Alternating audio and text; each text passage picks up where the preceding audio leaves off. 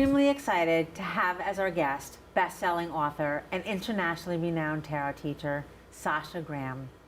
Miss Graham has authored many books as well as created tarot decks. Miss Graham's Magic of Tarot and best-selling deck, Darkwood Tarot, have been optioned and are currently in development for film and television. Welcome, Sasha. Thank you for having me. So your books are deeply beloved. We especially love Llewellyn's complete book of the Rider-Waite-Smith Tarot. What a game changer with this one. Can you tell us about the process of writing of this book and how it came to be? Yes, and thank you so much for asking me about the Llewellyn's complete book of the Rider-Waite-Smith Tarot. So this book is part of the Llewellyn's Book of series. So if you go into almost any bookstore, if you wanted to find the Llewellyn Book of Astrology or the Llewellyn Book of Dream Interpretation, you would find one. And so they came to me and asked if I would do the complete book of the Rider-Waite-Smith Tarot. Now, it was the first time I think I had been asked specifically to write a book. Usually I come up with my own ideas of things that I want to write about.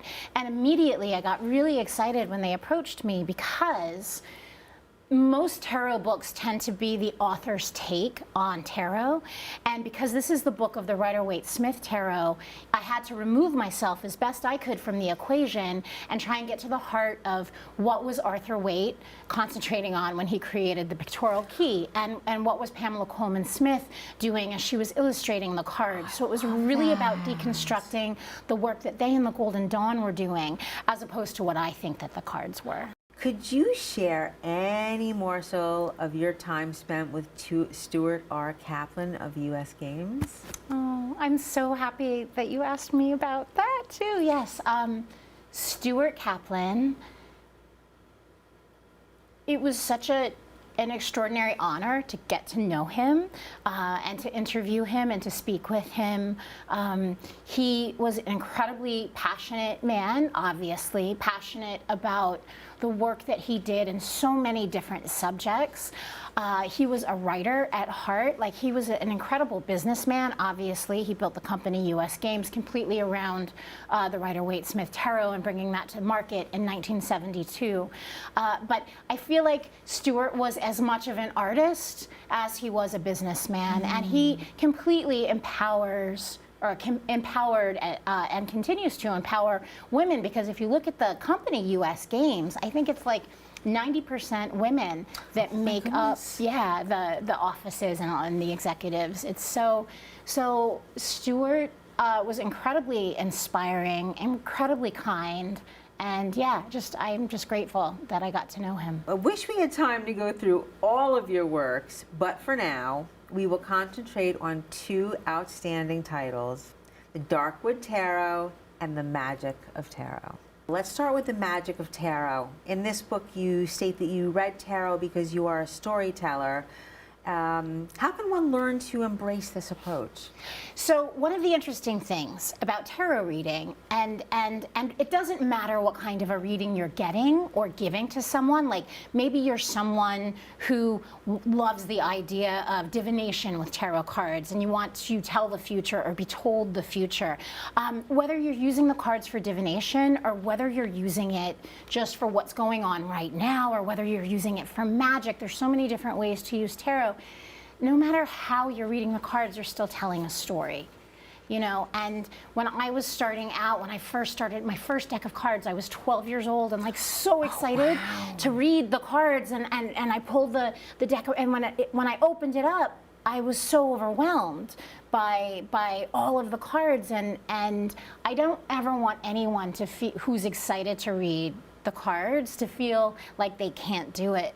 So if you just calm down and recognize that you're telling a story, that it's all storytelling, and that's what we do when we read the cards, no matter what we're using them for, then you can kind of settle into yourself and look at an image on a card, you know, ask a question, pose a question, and then tell the story of what you see, whether it's for someone that you're reading for or whether it's for yourself. And even when you become a quote-unquote expert, right, or if you've studied esoteric theory and all the things that are built into tarot, it still comes back to storytelling. You know, it still comes back to kind of forgetting everything that you know and rising to the moment that you're in and telling the story of what you see. And so I think that that's kind of the core of what we do with tarot, whether we realize it or not. So the magic of tarot reads like a workbook, instructional, a book of shadows, and a slight memoir. Was this intentional? It was intentional. Of course it was intentional. Yes. So I did want to, every single person, we are all built differently. So how we're going to read the cards is going to be different, right? I'm going to read them differently than you read with them. And so I wanted a book that was interactive, that people could come to their own conclusions, their own ideas about what the cards mean, because I can't write somebody else's truth for them. So it's kind of odd, like I'm an author, but when I'm teaching a tarot class, I'll be like, throw your books out the window. You know, what a cloud or a star symbol means to me is vastly different than who you are, the culture that you grew up in. So it's about finding out what things mean to you. So rather than just talking at people, I want them writing down and and journaling, because that's how you get to the heart of learning who you are.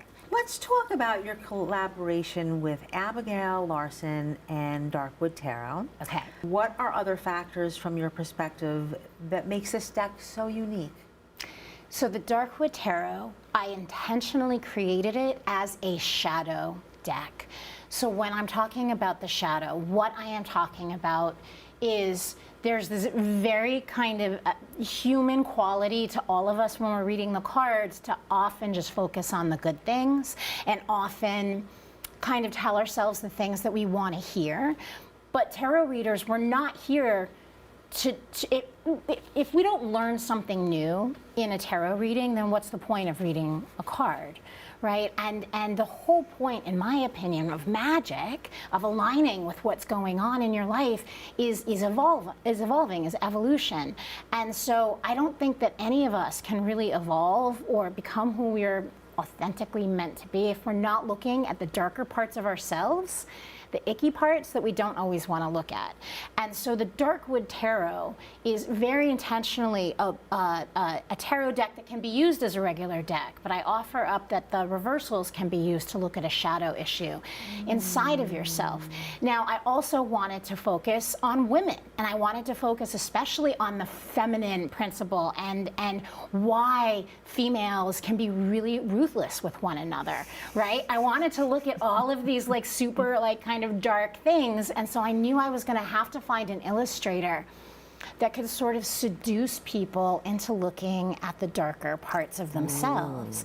And it took us over a year to find Abigail, and the minute I clicked on the link and I think I saw one image, and I was like, oh, this is the one. When you talk about that feeling, and Yes. it just, you're like, yes. How did you come to draw up the words and text to describe these cards? So I had been teaching shadow workshops around the world.